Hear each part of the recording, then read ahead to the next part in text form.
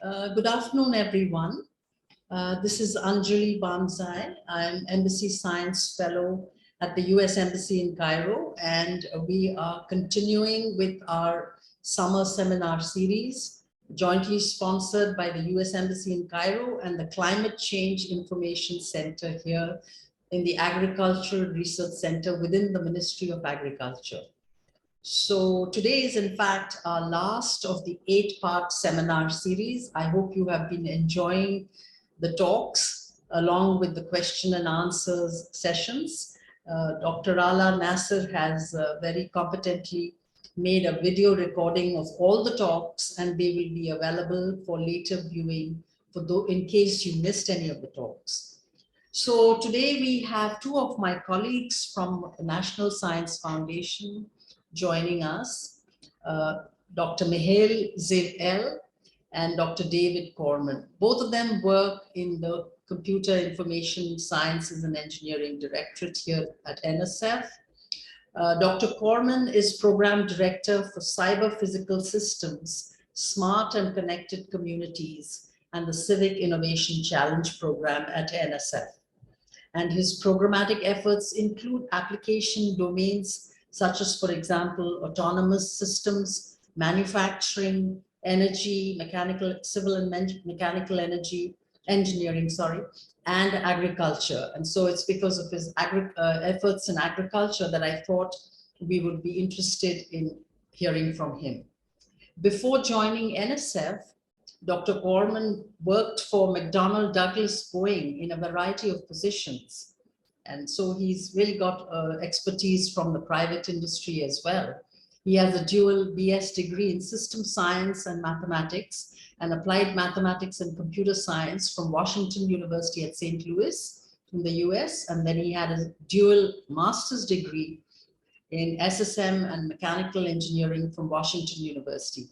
He completed his graduate education in University of Maryland, College Park. He has a PhD in electrical engineering with majors in controls and minor in communication and applied mathematics. Dr. Michal Ziv-El holds a doctorate from Arizona State University, and her research expertise is in bioremediation, DNA-based molecular techniques, and biological drinking water treatment. So we've got a really eclectic mix of expertise today. And the title of the talk is Living in a Changing Climate, How Research and Technology Can Meet Challenges in Everyday Life. As in the past, as in previous talks, the format will be as follows. We will hear now from Dr. Ala Khalil some welcome introductory remarks, and then we will hear from Mr. Jacob Surface, the new Econ Officer at the US Embassy in Cairo. Then David and Michal will give their talk, and then the Q&A will be moderated by Dr. Ala Nasser. So without further ado, I will turn the virtual screen to Dr. Ala Khalil, who is the head of our drought early warning systems here at CCIC. Dr. Ala. Okay, thanks a lot, Dr. Anjali, and welcome Dr. Michal and Dr. David. Welcome to all of you. I am Ala Khalil, Supervisor of Early Warning Unit in the Climate Change Information Center. And on behalf of Dr. Mohammed Fahim, the Chief of Climate Change Information Center, I'd like to thank USMC and Mr. Chakfi and Dr. Angela also and Ala for supporting us and for trying to help during the last 2 months. I hope all of you during this presentation know how we can live in a changing climate and how research and technology can meet challenges in everyday life. Actually, I think we are already live in changing climate, and just we need to know how research and technology can meet challenges in everyday life. I'm waiting for this presentation from the first day of the seminars, and I am excited to listen to Dr. Michal and David presentation, because all of us agree that the title of this session is one of the most important things in our life, especially in the agriculture sector and for farmers' life. Thanks again for you, and I'd like to give the word to Mr. Surface and welcome in Egypt for you. Thank you.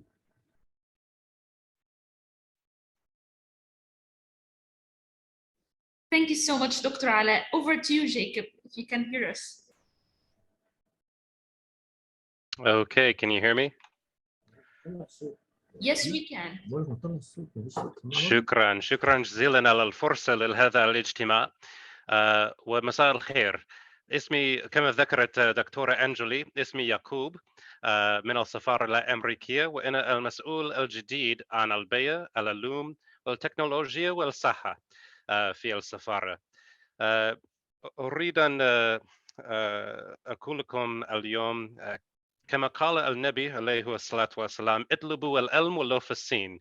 So I want to thank Dr. Anjali for bringing al-ilm, the knowledge and wisdom of her experience to Cairo for the last couple of months here. The Science Foundation contribution to the Embassy Exchange Program has been a fantastic way to jumpstart our efforts on climate change ahead of COP27. And as we see on the news every single day, our daily lives are being affected by climate change now. So the work that's going on at CCIC and in these conversations is probably one of our best hopes to adapt to climate change, to deal with climate change, and to hopefully prevent the rise of global temperatures above the 1.5 and 2 degrees Celsius marks. I would love to thank Dr. Mohammed Fahim, the head of CCIC, for generously hosting Dr. Anjali in these sessions at the center, and Dr. Allah as well. Thank you for putting these sessions on and helping us facilitate this important exchange of information. I want to say to you all today that Special Envoy John Kerry, is in town. He's attending the International Cooperation Forum hosted by the government of Egypt. And he's very eager to engage with all of the ministers who will be making the important decisions at the upcoming Conference of the Parties on Climate Change in November. Thank you again to Dr. Anjali, to our speakers, Dr. Michal, Dr. David, and I am very excited to be in listening mode today and learn from your expertise. Thank you very much. Back to you, Allah. Thank you so much, Jacob. Over to you, David. Okay, thank you very much. I will start sharing. We can see your screen. And I no doubt need to swap it. Okay, can you see it in slideshow? Yes. Yes, we can. Okay, great. Okay, first of all, thank you for the invitation and the great welcome. We at the National Science Foundation are truly passionate about climate change. And one of the basic theme of our talk is living in a changing climate, how research and technology can meet these challenges in everyday life. And when we talk about research and technology meeting these challenges, what we also really talk about are how they integrate with people and people's lives to improve the quality of their life. I'm here with Dr. Michal Ziv-El. We're from the Computer Information Science and Engineering Directorate at the National Science Foundation. We're going to talk about three basic programs, talk a bit about several of the projects that are under those programs, and the real focus of these programs that we're going to talk about, especially Smart and Connected Community and Civic Innovation Challenge, is strong use-inspired research impact with community impact. And a community can be large, it can be small, it can be an urban area, it can be a rural region, it can be a mix of the two. And what we really are focusing on today are impacts of our research in rural communities, looking at climate change impacts. First of our programs that we'll talk through, Smart and Connected Communities. And the important part there is both the smart looking at the impact of research and technology and the community element, people and community. It is a longer term project with research horizons on the average of about 5 to 10 years to have real substantive and significant impact on the people. Civic Innovation Challenge is a program that we derived from our Smart and Connected Community program. When we started Smart and Connected Community program, those were typically 3 or 4 year projects. We thought about how can we take those ideas and accelerate them. So instead of taking 3 to 4 years, maybe we can do all this in a year with higher amounts of money.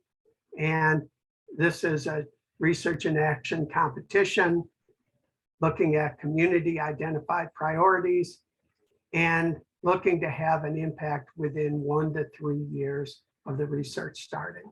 Finally, I'm going to talk about an activity which is, in this part, the specific projects are funded by the USDA, National Institute of Food and Agriculture.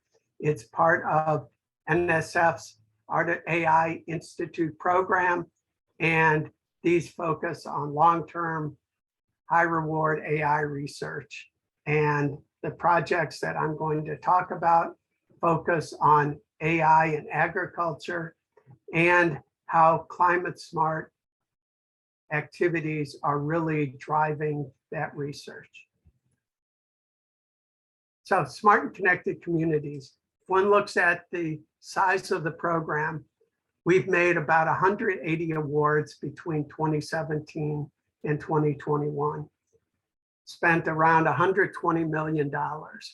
As I mentioned, we focus on community-focused research, looking at how does technology, integration of technology, social sciences improve people's lives. Smart Connected Community Program is not one that's simply doing foundational research. It's one that actually includes piloting of that research along with the community. So we look at projects that not just do arbitrary research, but look at creating something that can be piloted within the community with potential to both scale it up and down inside of a community, how it can be sustained, and how it can be transferred to other communities. There are 2 types of awards. One are small awards called planning grants, which are really ideas on capacity building so that the proposer can then create an integrated research grant. Integrated research grants are on the order of $1.5 to $2.5 million. There are 3 to 4 year awards, and those culminate in a pilot project. There are several elements of our Smart and Connected Community program, and we've created a flower diagram that illustrates the essence of the program. Inside the center, you see a set of core research areas, and those core research areas span technology and social science dimensions. So those include things like AI, machine learning, things like Internet of Things, things like resource optimization, whereas the social science element includes elements of perhaps sociology, economics, data privacy. And around the edge of the circle, we see various application spaces that build upon those research core areas. And those include areas like water management. So for example, in the theme of climate change, we have one project that looks at overcoming social and technical barriers for adoption of smart stormwater systems, projects done by the University of Michigan. We look at projects that deal with ecosystem services, that look at air and noise pollution, well-being and social relations, time of disruption, agriculture, connecting farm communities for sustainable crop production. And in rural areas. In fact, one of the issues there is rural areas that are shrinking population-wise, overcoming rural data deficit to improve quality of life and community services in small communities. The following slide shows an example of where we have projects situated both in the US as well as internationally. So we see a large part of the US is covered with a variety of smart and connected community projects. We have a set of projects that are jointly funded and jointly worked by NSF and the US Department of State in the ASEAN region. So it's Southeast Asia, including activities in Kuala Lumpur, in Ho Chi Minh City, in Singapore, and other regions, including Bangkok. We also have a set of cooperative projects that we have conducted with Japan Science and Technology Agency that include both US and Japanese researchers, as well as communities in the US and Japan. Those projects typically deal with the impact of natural disaster and resilience, including resilience to COVID. On the right-hand side, you see some examples of the communities that we've worked with, including both large cities, mid-sized cities, rural communities, for example, in Iowa, Nebraska, tribal communities for Native Americans, and international, including Makassar City, Indonesia, Tokyo, Japan. Our stakeholders include a wide variety of local governments, non-government organizations, utilities, neighborhood associations, and so forth. Just to give you a couple of slices of projects that we have worked, one that I very briefly mentioned, it's called Smart Integrated Farm Network for Rural Agricultural Communities. The hypothesis here is climate change in agriculture to some degree can be ameliorated by use of precision agriculture technologies. And precision agriculture technologies include use of advanced sensing, include use of advanced techniques for picking up crops and data gathering.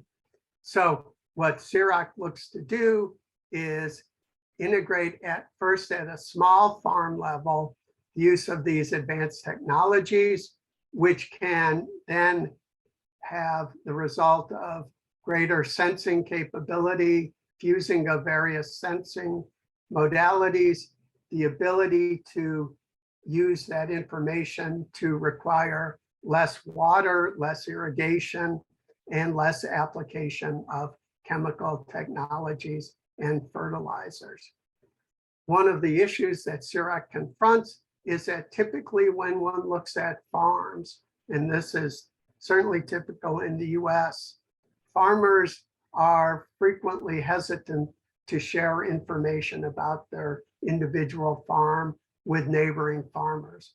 And CIRAC provides a way of securely sharing that information, securing subsets of that information so that there's an advantage of scale and greater information that can be used to improve in general crop yields and result in climate change benefits. The security includes both smart sensing, IoT-based infrastructures, and a set of cybersecurity techniques that will enable detection of real-time threats. One of the projects that we have worked, which is part of another NSF program called Future of Work at the Human Technology Frontier, is similar in nature to precision agriculture. It looks at applying precision agriculture on a variety of farms, including areas in Vermont, South Dakota, and Virginia. Those are areas chosen because they have a different variety of crops and farm sizes, looking at use of various sensing modalities. But one of the issues there is getting farmers to trust the technology. So the technology includes advanced sensing, AI, decision support systems, and the project includes extensive workforce training and development. So it looks to apply new sensors, do workforce training, and result in both higher yield, less application of chemicals, greater sustainability of crops. And one of the issues that it confronts is it looks to make farming look cool in small towns. So by doing this, creating workforce, it looks to keep workers, keep younger people from fleeing smaller towns to move to larger cities. Finally, we have a project called Coalesce, Context-Aware Learning for Sustainable Cyber Agricultural Systems through the Iowa State University and University of Illinois. It is collaboratively funded by National Science Foundation and USDA NIFA.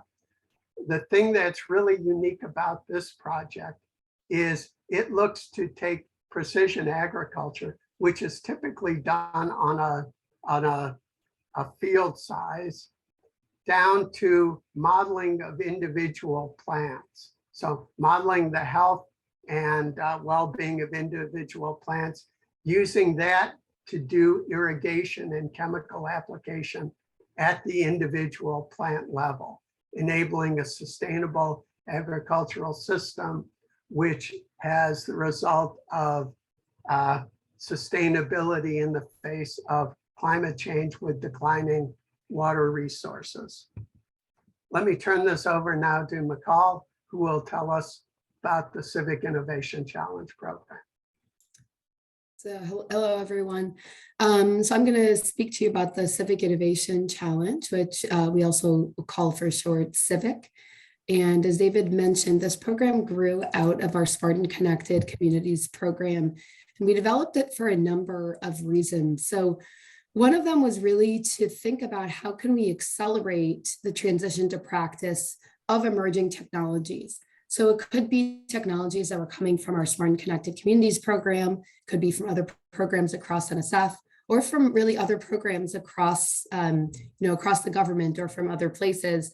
And realizing that while there's a lot of value in doing projects that involve real foundational research, there's also a place for the research community to be working hand in hand with people on the ground, with local government, to test out and implement and evaluate the technologies that were really ready to be used now. And so we put this program together with two other federal agencies. So one of them is the Department of Energy, and specifically the group that deals with transportation within Department of Energy, and a lot of it with green technologies. And then the other agency is the Department of Homeland Security, and really a lot of the aspects that deal with emergency response within that. So in this program, one of the focuses in selecting the types of projects that we're looking for are projects that are not just technologies that are coming from the academics and can be thrown over the fence to the community, but really things what we call really a technology pull and an interest from the community in implementing whatever it is that's being proposed. And really we're looking for the communities to say, this is the type of outcome that we're looking for. Here's our problem. What can you do to help us? And we look for projects that aren't just solutions for the one community, but we say that we want them to be scaled, to be able to be scaled and to be sustained in the community beyond the really relatively small amount of funding that we're providing, and also applications and technologies that can be transferred across the US and and also really across the world.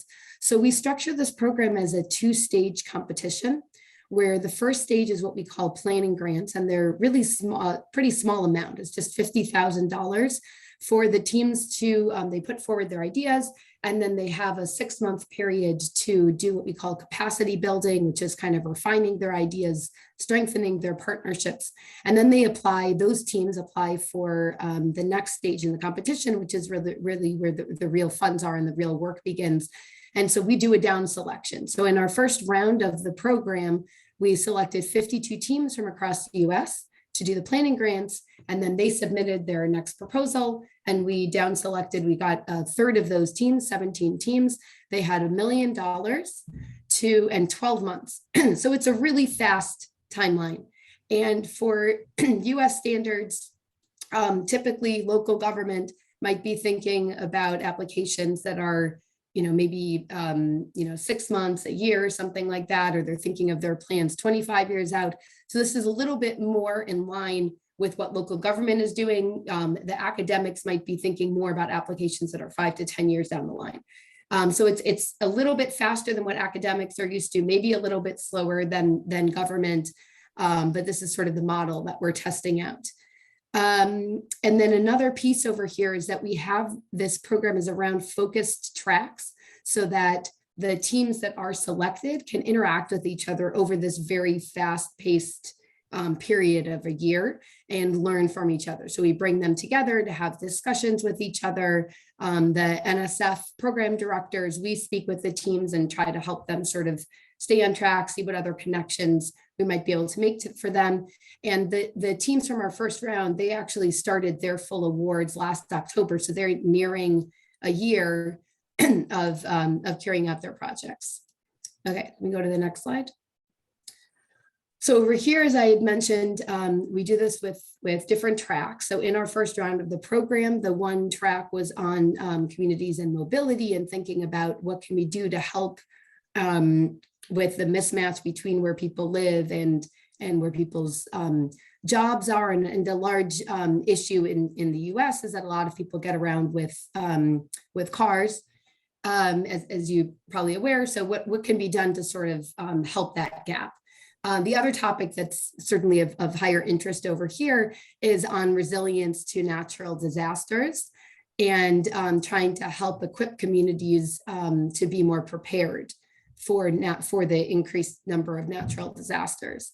So you can see on the left the types of topics. So when we're talking about natural disasters, we had a pretty broad view of all the different types of areas where resilience would be needed. So food security, disaster evacuation, aid distribution after disasters, could be of food, it could be of supplies to rebuild homes, resilience that would be needed in infrastructure, education resilience, where we're saying what could be done to help teach, if it's middle schoolers or high schoolers, about topics related to resilience, maybe train them for jobs of the future related to resilience, resilience hubs, and then lots of different types of disasters, including flooding, and what can be done to prepare communities to be more prepared for the increased amount and types of disasters. So you can see on the right, the map of the US with the 52 teams that were selected for the planning grants, really spread across the country. Those are the ones in yellow. The ones that have, I guess it's either a blue or green circle around them, are the 17 teams that have been in the process over this last year carrying out their full awards.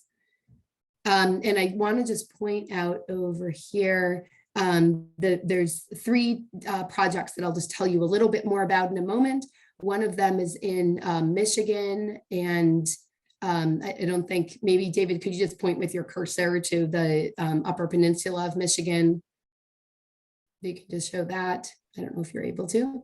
So kind of in the middle near the top, there's one that's in Florida, so on the bottom right, and then another one that's in New Mexico, which is a little bit more to the west. So if you see where Texas is, just next to that. Okay, so if we can go to the next slide. So this first one over here, this is what's called in the Upper Peninsula of Michigan. It's actually really close to Canada. It's a cold area and it's far away from the coastal regions. But what it is close to is that while it's not near the oceans, it's actually near the Great Lakes in the US. And there's been an increasing amount of flooding near the Great Lakes regions and really all across the country, but over here, we're looking at the increased amount of flooding really due to climate change in the Great Lakes regions. And what has been found is that there's a lot of good models, more in urban areas and more in coastal regions to help communities with planning around flooding. But in more rural areas and areas with lakes, there's really a lack of data. And so what they're trying to do is to fill in that gap. And kind of an example of this is that what's being used at the moment by a lot of maybe around 50% of communities in rural areas are using outdated maps, and a lot of them are paper maps.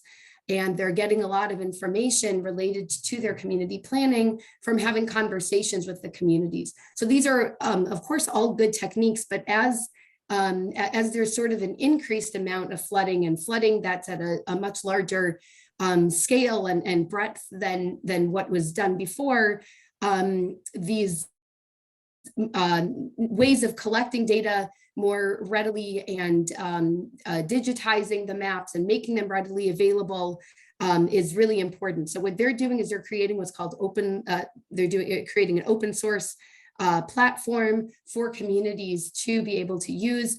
They're filling in the data in addition to information coming from satellite imagery. They also have these low-cost sensors that they're putting in different areas to be able to collect the flooding information, and also asking the community to upload photographs of areas that have been impacted.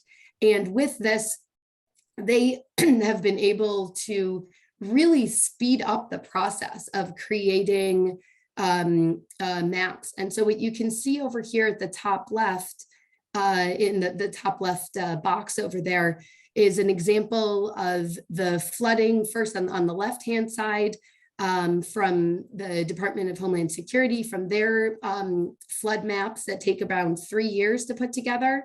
And then this team is able to do it in about 6 months. And that's a comparison over there of really the accuracy of the kind of work that they're doing. So they're speeding up the process and making it readily available to the communities. All right, go to the next slide.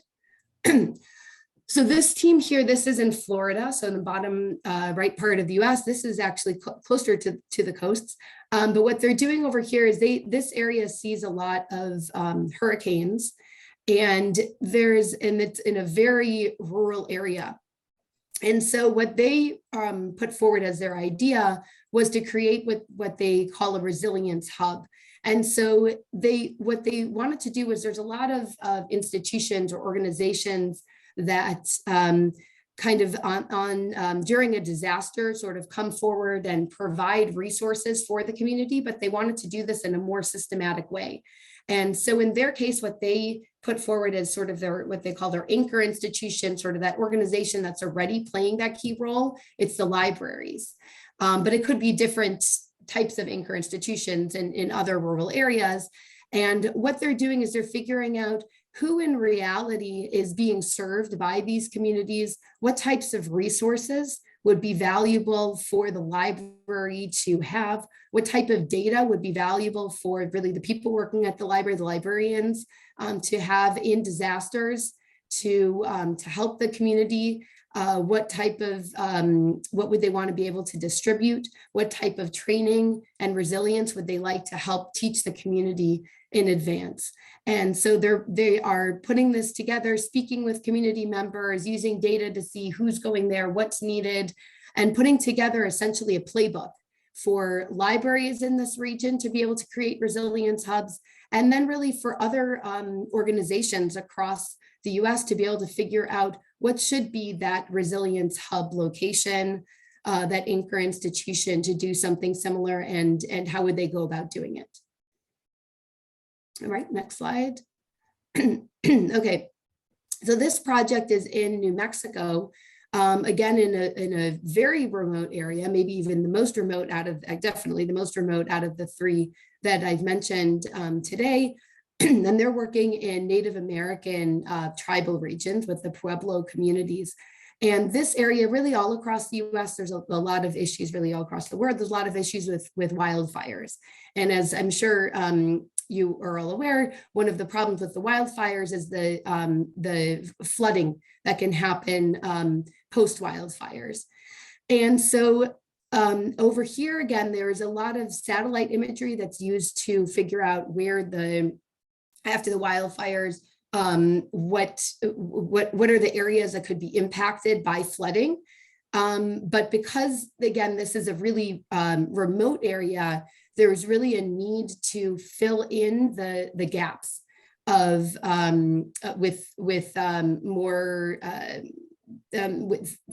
in the gaps of the data that they were missing.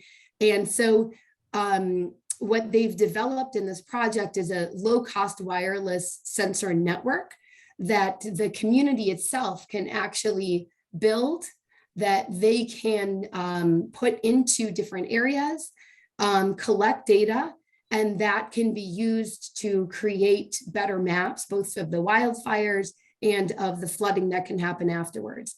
And so they realized that there's sort of three different users for this data and for the different maps. So one are the actual residents who might want to know, the water level is starting to come up. Is it going to reach dangerous levels? Should I evacuate?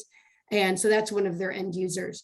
Another one is for the emergency responders, so that they could get alerts of what's going on and be able to be ready to come in and help people. And the third one is, again, actually for the planning organizations, for the government, both tribal and other government, to be able to do some planning. Should a bridge go over here? Should they put certain kind of building over there? Where should people build their houses? So they've been putting sensors. They have many sensors that they've put all across the region and the tribal areas. And they're working with the community members and actually also teaching the tribal youth how to build these. So there's a certain element of workforce development and also outreach that's going on. And they're working, a big piece over here is they have this data. What should the interface look like, the platform that the various users use, so that it's actually easy for them to interact with it. Okay, and then go forward. So as I mentioned, those programs are all kind of wrapping up right now. They might be continuing for a little bit longer, but we're also moving forward with the next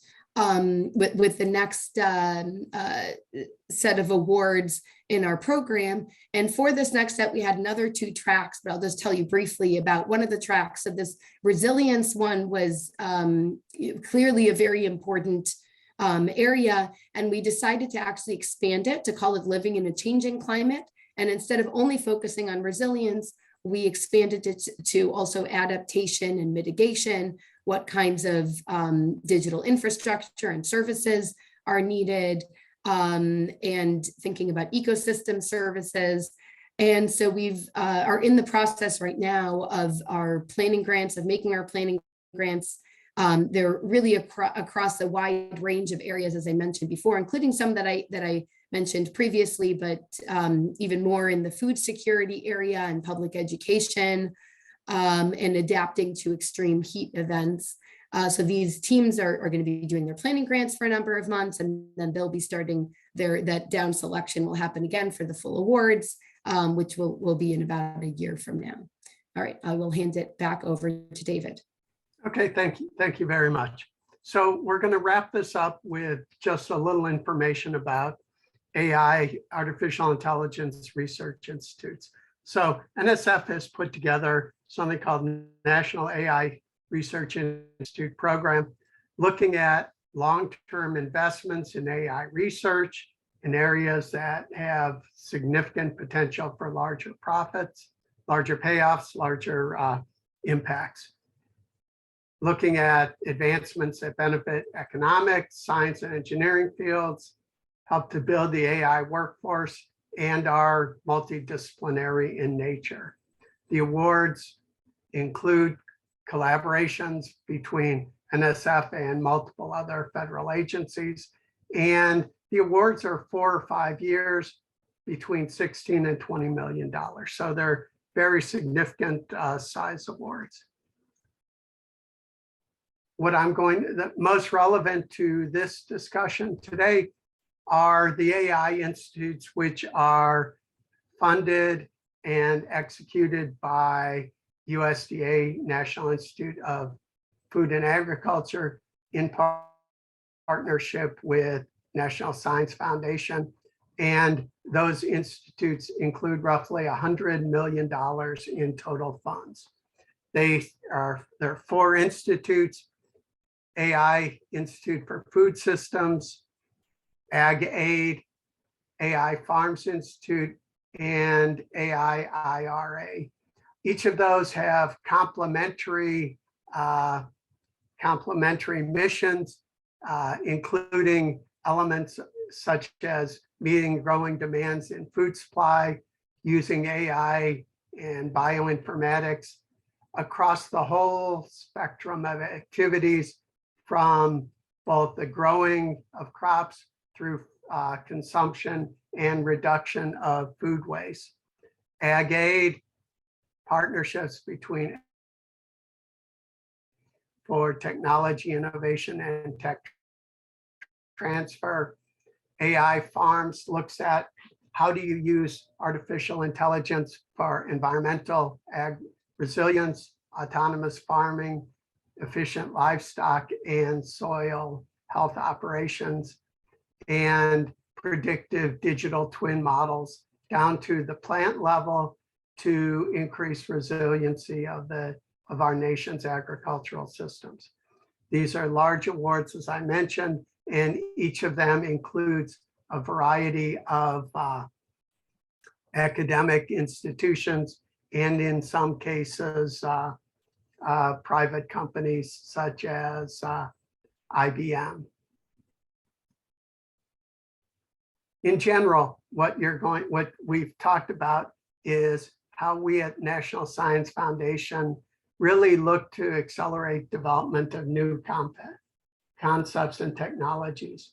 We have a focus on climate changes that face rural and urban communities. In particular, we spoke today largely about resilience to climate change in rural areas.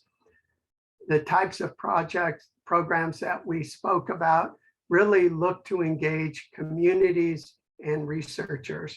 The use-inspired research that look to address local challenges through research, development, and piloting of that research within real communities. They really emphasize people, communities, the integration of technology with social sciences. There are cross-sector partnerships that help to facilitate adoption of new climate change solutions in the US. And as we've seen, especially in our Smart Connected Community program through partnership with Department of State and Japan Science and Technology, not just in the US, but internationally. And we'd like to open the floor up to any questions. And obviously, thank you for your attention. Thank you so much, Dr. David and Dr. Michal, for your presentation. That was very interesting to hear about all these projects. Until we hear more questions from our audience, I just want to ask you, based on your experience, what can you give us like a briefing or a guideline on how to establish a project like this? Just give us a hint on how we can do it here in Egypt. Here you can see we have the Climate Change Information Center, and they have more access to information and data. So just give them your advice on how they can do projects like the one that Dr. Michal presented to us. So I can take a first stab at it. Yeah, the hallmark of these programs is how to really integrate technology with social science disciplines and work at the community level. So in the US, we have a variety of large, small towns, rural areas, and many of our academic institutions that we work with create partnerships between them and their local government, local NGOs, and local, just local institution, local anchor institutions. And what we tried to do was really, how can we leverage, how can we encourage these partnerships and leverage those partnerships to create a set of new ideas that we can see would improve quality of life. And we worked across our federal government with this idea of a two-stage program in which we let teams build their capacity and, frankly, with a little bit of money, start to fund a set of really innovative ideas. And because those ideas are native to the community and inspired by the community, we see stakeholders and real impact coming out. Yeah, I'll add just a couple more things, because I was thinking back to when I started at NSF 5 years ago, which was more in the early stage of our Smart and Connected Communities program, and how much the research community and the communities actually who are benefiting from the technologies, how much those interactions have changed over the last 5 years. And so I'm not sure sort of where your communities are in this process, but for us, at least 5 years ago, there was really a need to have a series of workshops to have these different disciplines who don't traditionally work together start having conversations about really about trying to understand each other's academic languages and understand what those research, really those spaces are that could use research in communities. And that was one of the first steps. Another piece is that there's within different universities, not in all of them, but in some universities, there is, let's say, some type of person who sort of straddles between the academic side and connections with local government. And so they sometimes play the role of helping make some of those connections. So the first part is really getting the right people together, and then you can put your funding structures in place. Thank you so much, Dr. Michal and Dr. David. That was very thorough. I would give the floor to Dr. Ala. I think he has a question. Dr. Ala, over to you. Thanks a lot, Dr. Michal and Dr. David. My question is, do you think it's easy to tell the farmer we will use smart technology like some sensor in your land to face climate change or climate extreme events? Is it easy?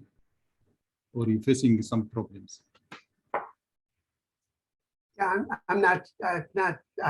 I'm sitting in my home and my a truck just drove by and kind of I missed part of the question. Again? Yeah, please. Yes. Is it easy to tell farmer we will use some smart technology in your land? Some farmers afraid from this smart technology. Yeah, it is. It's an increasing trend, and in the U.S. we have a mix of fairly large farms as well as family-owned farms. The idea is precision agriculture, and the idea of some of our research that we're funding is to take that research out of the university and apply it within both the larger farms and the smaller family farms.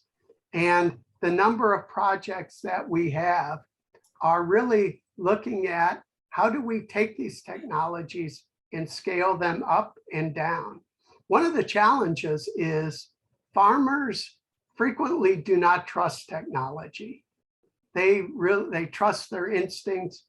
And what we are trying to show, both through education and through collaborations that these projects have with both individual farmers as well as farm associations that span hundreds of farms, is that the research that's been done is actually having the result of improving crop yield and improving the profitability of these smaller farms. And as I mentioned in that workforce development, of making the idea of farming not just profitable, but I think in the US, the average age of farmers is high in the 50s. So it's an aging community, and there's a need to take those look at how do we bring a younger set of farmers into that area and keep people from fleeing to the cities. And bringing these technologies together is one way of making that occupation cool again, and essentially stemming the flow of people out of rural regions. So we think that the results are promising and are having impacts in crop yield, reduced nutrient. And as you can see in the Western US, where water is extremely precious commodity, the idea of using less water in irrigation by scientific methods that look at individual plants is something that's really critical in reducing climate change impacts. I just want to add just one piece over here that kind of ties back to what David was saying about the importance of involving the social scientists, that a lot of these questions, it's not really about the technology, but it's about getting people to use it. And in some cases, it's coordinating with the other farmers in the region, because it's really, the the boundaries of their farm, the nutrients runoff, of course, beyond that, or if it's to do with prescribed burning. And so that's where a lot of our researchers also will have focus groups with the different farmers and really trying to understand behavior, in this case of how people actually behave in practice and what can be done to incentivize people.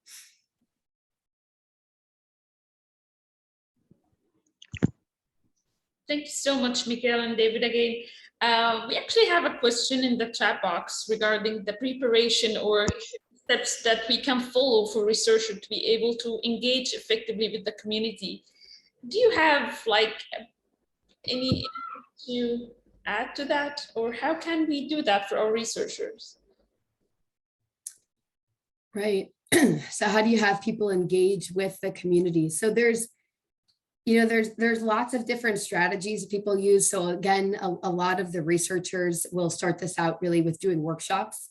When we're talking about engaging with the community, we're talking about, some of it are really the end users, so the actual residents, and trying to, again, have these focus groups, having workshops and sort of seeing people's perspectives. And then there's a local government who would be incentivized with working with the researchers if it's going to really improve, whatever they're trying to work on.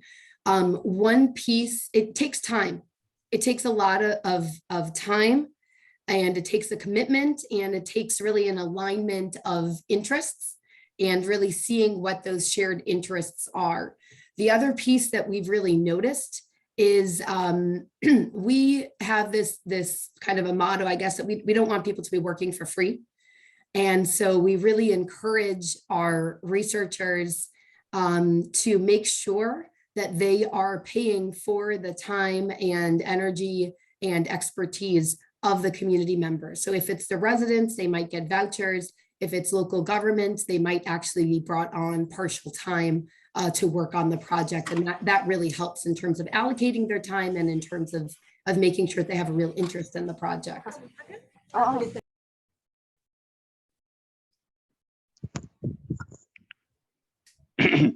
Could I ask a question? Sure, well, please go ahead.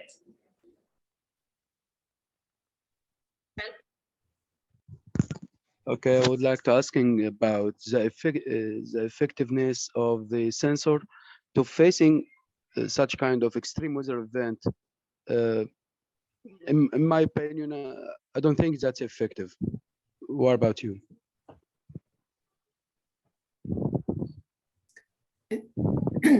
Sorry, I think it may have cut out for a moment. Which sensors?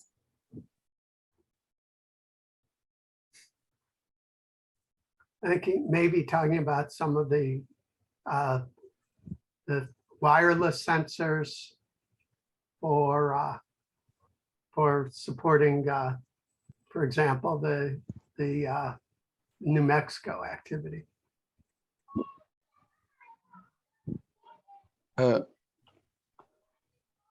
I replay my question once again? Yes, Sure. can you please repeat it? Okay, I'm talking about the sensor to achieving smart agriculture. Okay. This sensor, I don't think that's good facing extreme weather event.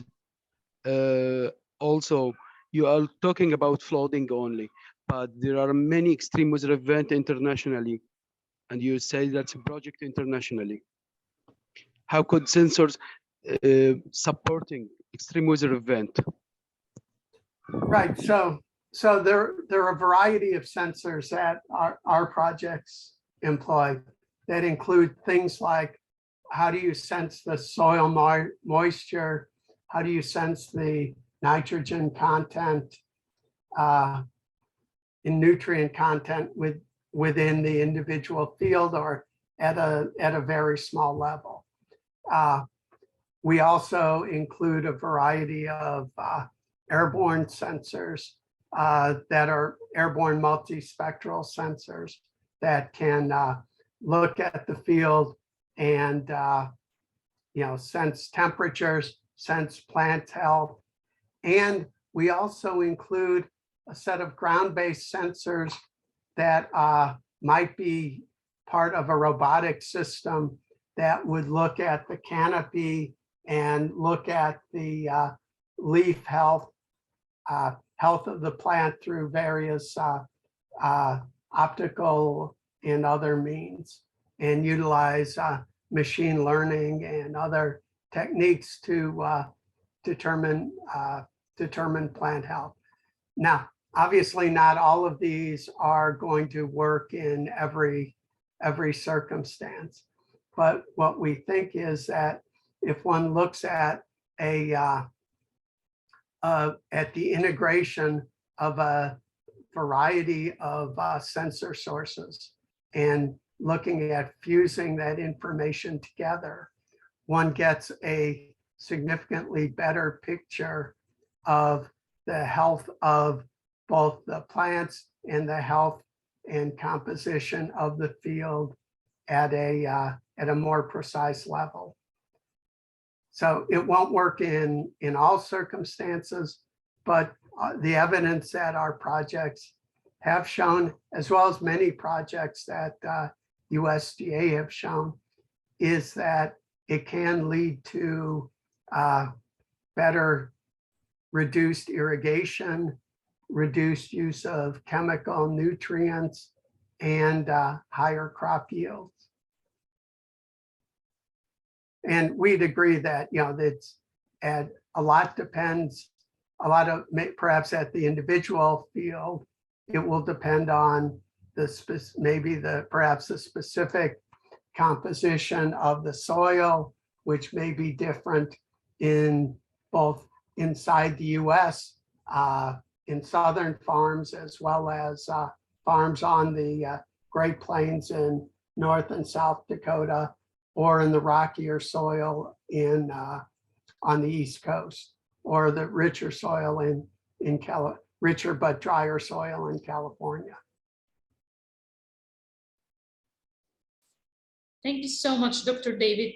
We have another question in the chat box regarding the cost-effective analysis that you usually do for precision agriculture, because it is a critical issue. So we want to know if you have ever done something like this and how to do it. Yeah, I missed part of it. Can you be a little more, repeat the question? Yes, we have a question regarding the cost-effective analysis for okay. precision agriculture. Yes, so the idea is really to look at how do we drive the costs down. And one of the things in particular, obviously there's a set of both, you can achieve precision agriculture through use of some specific farm equipment, either Caterpillar or others are equipping their farm machinery with fairly expensive sets of sensors. Or you can look at what can I do at bringing robotic ground vehicles, integrating robotic ground vehicles and robotic air vehicles, which are less expensive. And can I use those to drive the costs down? The Coalesce project that we funded jointly with USDA looks at using small unmanned air vehicles, the typical drones that you might buy, along with robotic ground vehicle carts that are produced actually by a startup company formed by the university, by the principal investigators from the University of Illinois. And the idea there is not simply looking at how do we rely on some of the more expensive existing machinery, which can produce fabulous results, but what can we do through application of smaller vehicles, which are then going to be more suited to smaller fields and the individual farmer, and have the impact of driving those costs down. The answer is, hey, the research is being done. It's not yet the story isn't complete yet, but we feel that we're able to drive those costs down for effective implementation at a smaller field level, which is much more akin to what the individual family farm in the US might have. Actually, we have a follow-up question on costs and how to do its analysis regarding the discounting ratio and how to deal with that, with the ongoing inflation and the constant reduction of our currency and other currencies as well. So how can we do the calculation for the discount ratio, or how to keep that in mind while planning for such a project? So you're looking at the economic element of inflation or various currency, right? Yes, I am. Yeah, and part of that may in fact, some of the sensors, especially the drone type sensors, not only are affordable, but can be produced locally. I think can in many cases be produced locally with sensors that may be developed at the local level. So one idea in one starts to look at precision agriculture is how to do precision agriculture, obviously tailored to your own country and the own circumstances within the country, in terms of what can be indigenously produced, and experimentation on what I believe are typically smaller fields that might be in your country than the typical 10, 100,000 acre fields. as well as different crops. Thank you so much. We have another question regarding the impacts of climate change on organic agriculture.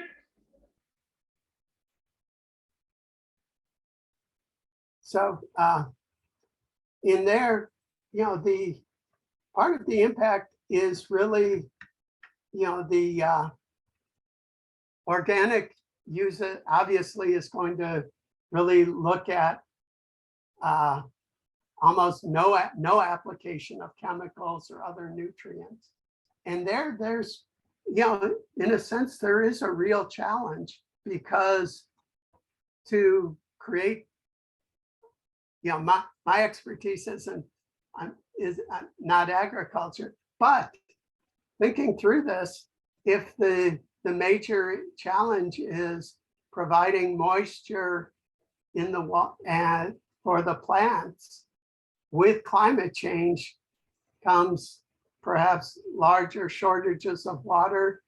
And it's, I think, going to be a real, organic farming becomes a greater challenge due to scarcity of water, which in a sense may make ideas of precision agriculture down to the individual plant level something that may have a benefit. Because as you say, with water being very scarce, if you can't apply your irrigation very efficiently, and you aren't applying chemical fertilizers and other nutrients to the soil, then there's real challenges in providing the proper capability, the proper environment at the individual plant for the field to grow.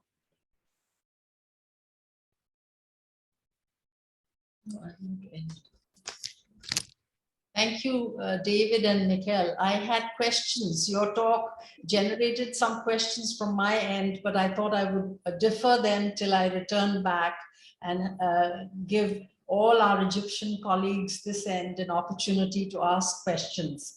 And I just want to take this opportunity to thank both of you, but also to thank my host institution, as well as all the colleagues who've been joining us for all the talks. This is the last talk, so this is the last Wednesday that we are meeting, and I hope you've all enjoyed this and benefited by the rich insights that our speakers have brought. Over to Ala. Thank you so much again, Michal and David. We have one more question, and somebody is asking about animal health and climate change. So do we have anything like this in the project that you had? So we have, several of our projects actually look at livestock, as well as livestock in fields, and the use of various ideas in precision, various ideas in both air and ground vehicles to look at, identify what might be appropriate pasture regions, and to look at how to reduce the exploitation, reduce the essentially too many animals in a given area, and enable the spreading out of them to regions that within a field that have better pasture. And actually, some of our projects look at how do you clean up a field? How do you do rotation and cleaning up of fields from livestock, which is one element of providing a better environment, both for production as well as for animal health.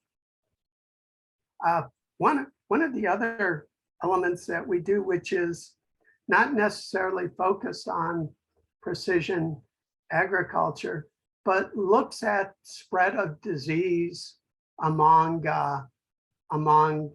livestock and other animals, and takes ideas from things like social net, looking at both how do you correlate information from perhaps visual sensors and social networking of animals. So if one looks at a group of livestock or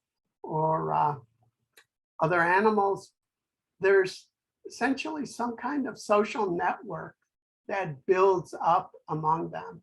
And we can use these two approaches to look at the spread of disease among the herds. So it's an interesting concept that looks at multiple scientific disciplines. Thank you so much, Dr. David. I think we have one more question from Ahmed. Can you please unmute yourself? Okay. Is it okay now? Yes, we can hear you. Please go ahead. First of all, I would like to thank Dr. David and Michal for their presentation. As you know, in Egypt, the climate change, I am doing a study to understand the impact really of the climate change in main cereal crop in Egypt, maize and wheat. And indeed, in the last 5 years, we found that there is a lot of fluctuation in climate change in terms of heat waves and also the amount of rain and the temperature as a max and the minimum temperature, which really affect the production of different crops in Egypt.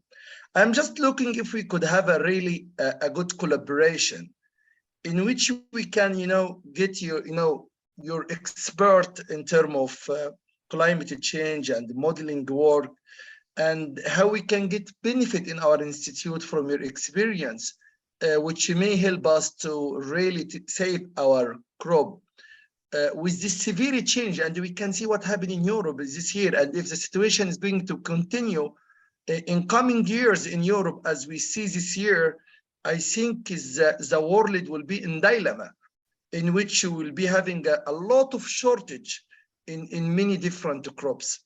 I'm happy to hear your comments.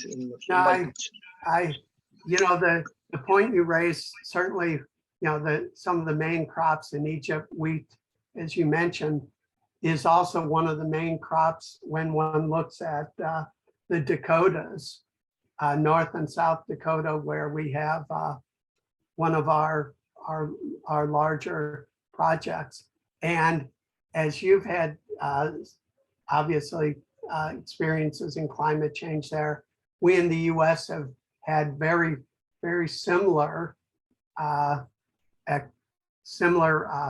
results, where temperatures may get way up in the 90s, 100 in the Dakotas, which is clearly much warmer than the usual, which has a tremendous impact on creating heat stress among the plants, reduce crop production.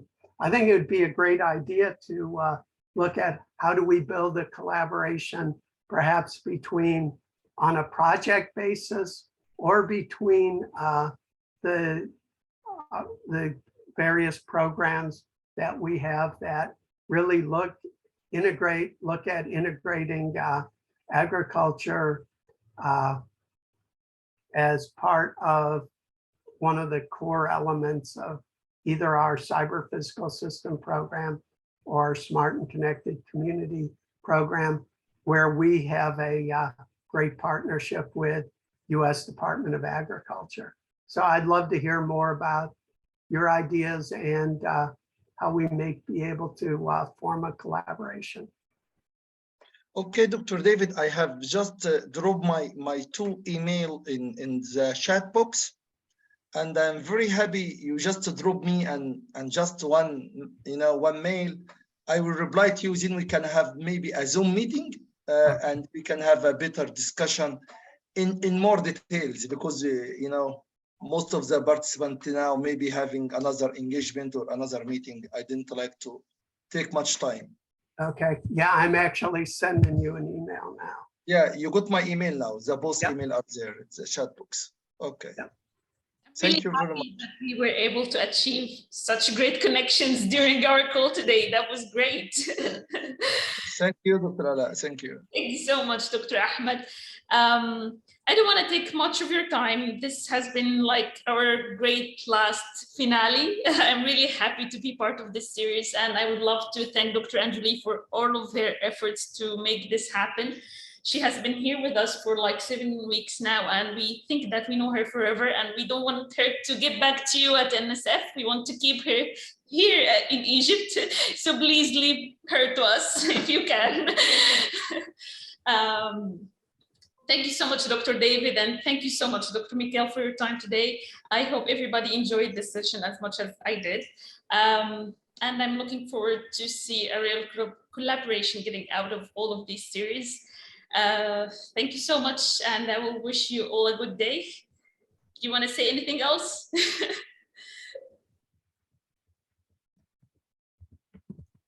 No, first of all, thank you for giving us the opportunity.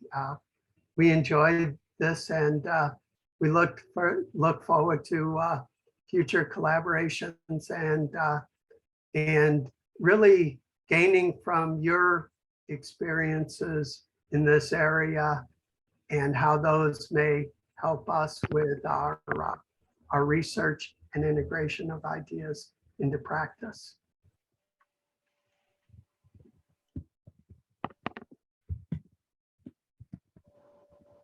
Thank you so much again, Dr. Michal. Do you want to say it? Thank you. Thank you so much. I would wish you all a good day. Thank you and goodbye. Bye all.